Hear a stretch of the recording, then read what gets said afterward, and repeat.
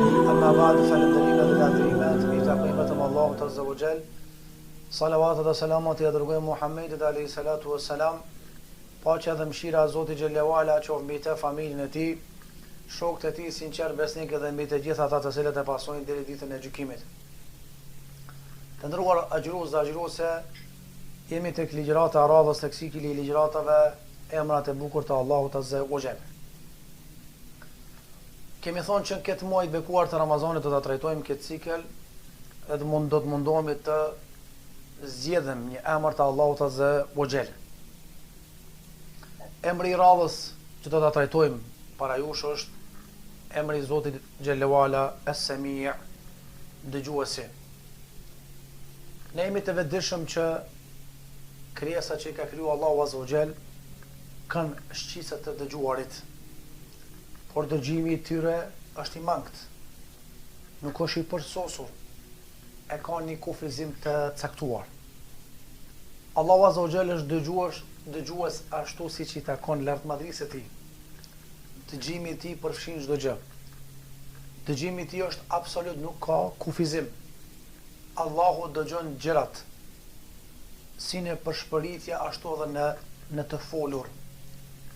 Ibrahimi alayhis salam kur e ka ndërtu qabën me Ismailin e salam, që ka thonën Rabbana taqabbal minna innaka antas samiul alim. O Allah, pranoje këto prej neve se ti je dëgjues edhe i gjithdijshëm. Emri Allahut as-Sami', dëgjuesi, është cekur në Kur'an hiç më pak se 45 herë. Për atë arsye, besimtari e lutë Allahun Azza wa Jall se din që ka një Zot që dëgjon. E din që ka një Zot që i dëgjon fjalët edhe lutjet e tija. Për atë arsye pejgamberi sallam ka bu dua dhe ka thonën Allahumma, o Allah, më ruaj nga fjala, nga duaja e cila la yusma, e cila nuk dëgjohet. Nuk është që Allahu nuk e dëgjon, por Allahu anashkalon për shkak gjunaheve, për shkak tmetave që i ka robi. Pastaj e dim që Allahu ka thonë lejse kamithli shay, huwa as-sami'ul basir. Allahu nuk është i ngjashëm me asgjë askënd. Ai është dëgjues dhe shikues. Andaj Allahu nuk i ngjason krijesat e tij. Ai është absolut, krijesat janë të mangëta. Krijesa dëgjon, por e ka dëgjimin e mangët. Shikon, e ka shikimin e mangët. Allahu është dëgjues dhe shikues, por shikimi i tij është dhe dëgjimi i tij është absolut subhanahu wa ta'ala. Gjithashtu pejgamberi sallam, ajo që na thojmë çdo namaz, kur ngritemi në këmbë, Sami Allahu liman hamida, nga rukuja, Allahu e dëgjon atë që e falendron Zotin xhallahu ala. Ai falendroj Allahu, lutë Allahun Azza wa Jall, nga se Allahu dëgjon falendrimet e ndëruar e agjëruese edhe dëgjon lutjet tuaja. Aisha radiallahu anha tregon se një ditë një grua erdhi të konsultohet me pejgamberin alayhis salatu wassalam. Edhe thot, unë isha në qoshe të sobës, dhomës time. Ka qenë e dhomë e vogël. Dhe thot, i latmadhuar është Allahu dëgjuesi çdo gjëje, i cili dëgjimi i cili ka përfshirë çdo gjë. Thot, une nuk e dëgjoja çfarë i tha, edhe pse isha afër ai grupi pejgamberit sallam, ka se pyeti diçka, ndërsa ka dëgjuar atë ai i cili është prishtat ka qenë subhanahu wa ta'ala.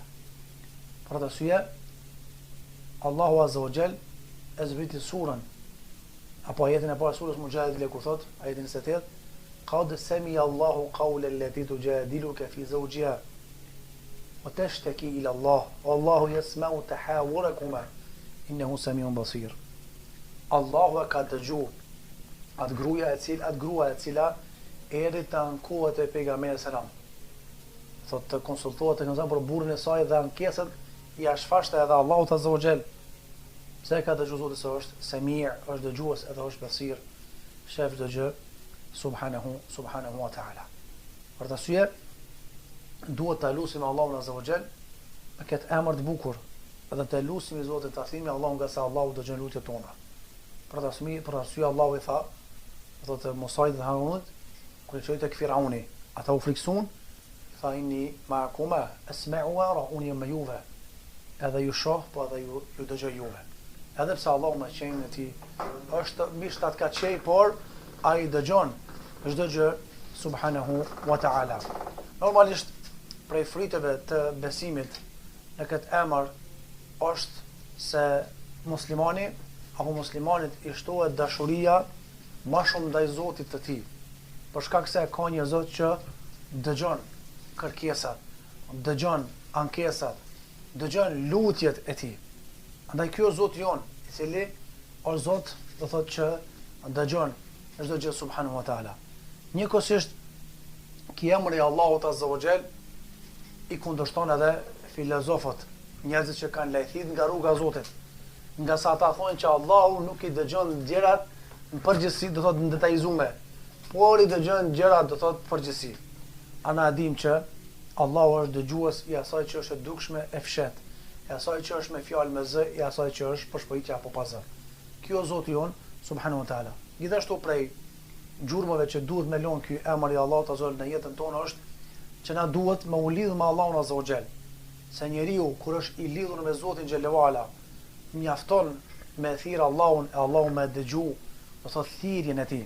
Allahu hidhrohet kur na nuk e thrasmi. Për shembull, Yunus alayhis salam është hedhur në deti, e ka gëlltit balena, edhe pastaj në ato momente e ka thirrë Allahun azza wa jall. Ka në transmetime se Allahu e ka dëgju para melekëve thirrjen e tij, ka në transmetime dhe kanë thonë melekët, ja Rabb, jemi duke dëgju një zo, thellësi detit në barkun e banenes, ky zo është i njohshëm për neve.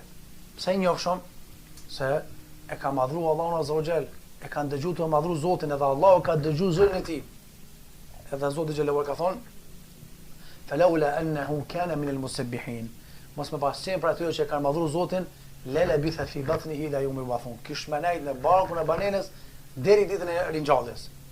Andaj është edhe rregulli profetik që ka thonë pejgamberi sallallahu alajhi wasallam, ihfazillah yahfazuk. Ruja Allahun nëse do Allahu me truj ty, por është edhe thënia tjetër, i'rif rabbaka fi ar-raha ya'rifka fi shidda. Një Allahun kur je mirëqenie, nëse do ai me njoft ty kur je në zor. Që do thotë, nëse do Allahu më ta dëgjoj zorin tond, zërin tond, atëherë të dëgjoje, do thotë vështirësitë të dëgjoje kur je në mirëqenie. Andaj lutë Zotin, thirrë Zotin kur je mirë, që pastaj kur je kesh mjafton vesh me qel buzd edhe me dëgjuar subhanahu wa taala. Sa Allahu nuk koshi nuk dëgjon, po kanë herë dëgjimin e anashkalon. Për të arsye që ka thonë pejgamberi sallallahu alajhi wasallam, o Zot më ruaj nga syri që s'leton, nga zemra që nuk fiksohet, edhe nga duaja që s'ka përgjigje dhe nuk dëgjohet. Për Allahu dëgjon duan, por e le anash, edhe nuk i përgjigjet për shkak mëkateve të robëve të tij.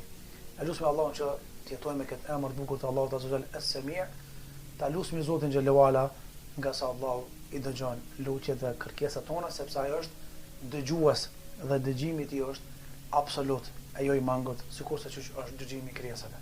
Te takimin e arshëm, walhamdulillahi rabbil alamin.